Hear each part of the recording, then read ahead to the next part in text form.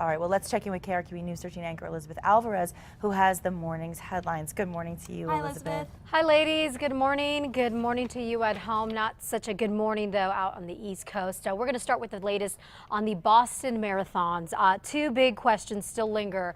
Who did it and why? That is what the FBI is trying to find out, as they are now in charge of the investigation into these horrific, deadly attacks. As a matter of fact, the FBI holding a news conference right now. It's about to wind down. Here is what we know. 3 people were killed, 17 remain in critical condition, and nearly 150 were injured when 2 bombs exploded near the finish line.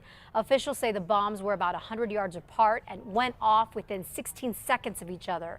They knocked people down, shattered windows, and sent dense plumes of smoke rising over the street. We have multiple people down here. And everybody's running in, not knowing when the next one could happen, but they ran in. They tore down those fences. They jumped in. They helped the people. It was just unbelievable.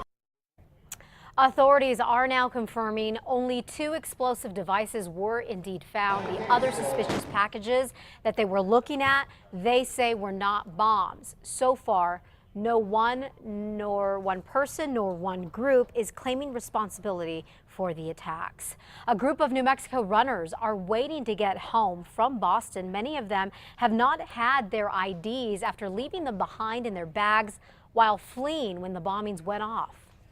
It sounded like a big piece of metal or something crashing against other metal, and or thunder. Albuquerque marathoner Lauren Woolitz was part of a group of runners that went to Boston to compete in the marathon. Well, Woolitz was 2 blocks south of the explosion.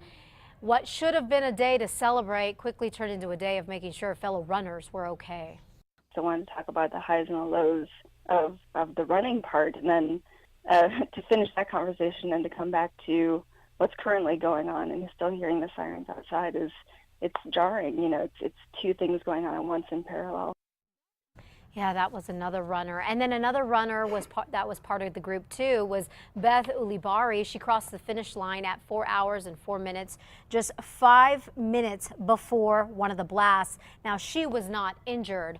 Runners are now just beginning to get their belongings back.